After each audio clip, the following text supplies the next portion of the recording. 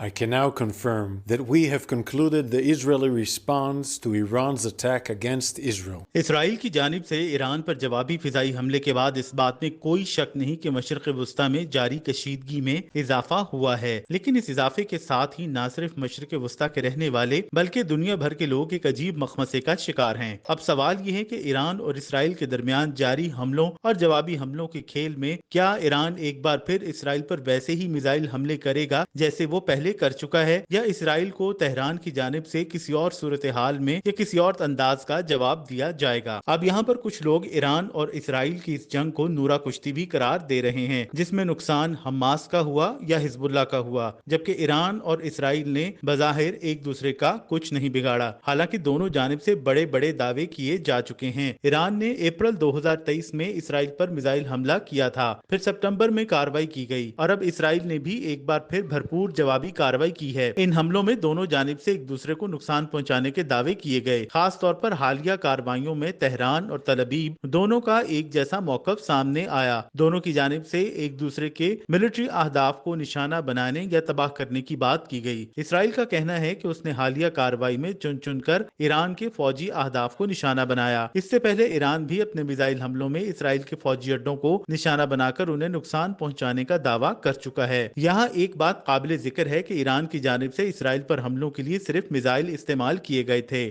اس کی دو بڑی وجوہات ہیں، ایک تو یہ کہ ایران اور اسرائیل کے درمیان 2000 کلومیٹر کا درمیانی فاصلہ طے کرنے کے لیے ایران کے پاس اتنی قابل بھروسہ یا طاقتور ایئر فورس موجود نہیں۔ دوسرے، 2000 کلومیٹر کے درمیان آنے والے ممالک عراق، سعودی عرب اور اردن کسی صورت یہ برداشت نہیں کریں گے کہ ایرانی طیارے ان کی فضائی حدود سے گزر کر اسرائیل پر حملہ آور ہوں۔ میزائلوں کی بات، خاص طور پر بیلسٹک میزائلز یا ممکنہ طور پر ہائپرسونک میزائلز کی بات الگ ہے۔ دوسری جانب اسرائیل نے اپنی حالیہ کارروائی میں اپنی طاقتور اور مؤثر فضائیہ کا استعمال کر کے ایرانی اہداف کو نشانہ بنایا ہے۔ اسرائیل کی جانب سے ان حملوں میں F-15 ایگل طیارے استعمال کیے گئے، اور اس حوالے سے ویڈیوز بھی اب سامنے آ چکی ہیں جن میں مختلف اسرائیلی اڈوں سے ایگل طیاروں کو پرواز بھرتے ہوئے دیکھا جا سکتا ہے۔ اسرائیلی فضائیہ نے اپنی سویلین اور عسکری کمانڈ کے تحت اس آپریشن کو انجام دیا۔ حملے میں کتنا نقصان ہوا یا نہیں ہوا، بہرحال اسرائیلی فضائیہ نے اپنی مہارت اور قوت ثابت ضرور کی۔ دوسری طرف ماہرین کا کہنا ہے کہ ایران کے پاس اب بھی دو آپشنز ہیں، ایک تو وہ جوابی کارروائی کر کے کشیدگی میں مزید اضافہ کرے، یا پھر تہران میں موجود رجیم اپنے شہریوں کے سامنے خود کو کمزور ظاہر کرے۔ اسرائیل واضح کر چکا ہے کہ اگر ایران نے اس پر تیسری بار میزائل حملہ کرنے کی کوشش کی تو وہ انتہائی سخت جواب دے گا۔ دوسری جانب دونوں ممالک یعنی اسرائیل اور ایران کے اتحادی یا ان پر اثر انداز ہونے کی قوت رکھنے والے ممالک دونوں کو مزید کارروائیاں نہ کرنے پر راضی بھی کر سکتے ہیں، لیکن تمام تر صورتحال میں ماہرین کا ماننا ہے کہ ایران کے روحانی پیشوا آیت اللہ علی خامنائی وہی فیصلہ کریں گے جس سے ایران میں قائم اسلامی انقلابی حکومت کا وجود خطرے میں نہ پڑے۔ اس وقت ایران اور اسرائیل کم و بیش ایک جیسی زبان استعمال کر رہے ہیں، اور دونوں کا بنیادی موقف یہی ہے کہ انہیں ایک دوسرے کے خلاف دفاع کا حق حاصل ہے۔ حماس کی جانب سے اکتوبر 2023 میں شروع کی جانے والی مزاحمت کے بعد سے ایران کا خیال تھا کہ وہ کشیدگی، تناؤ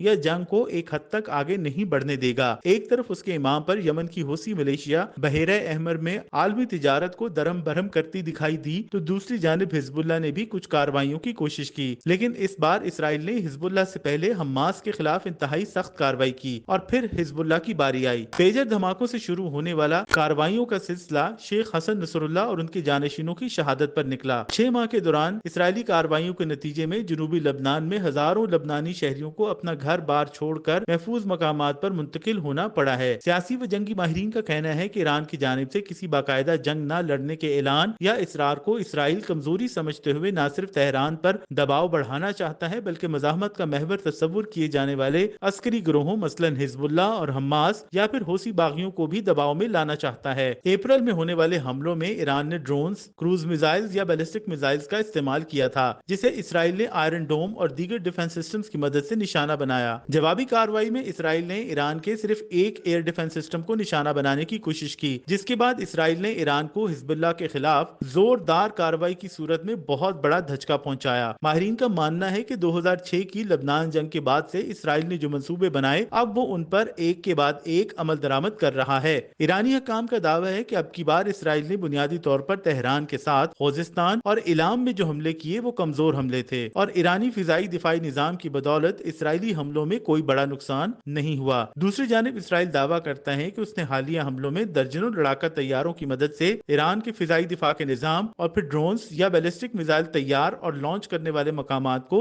نشانہ بنا کر تہران رجیم کو کافی نقصان پہنچایا ہے۔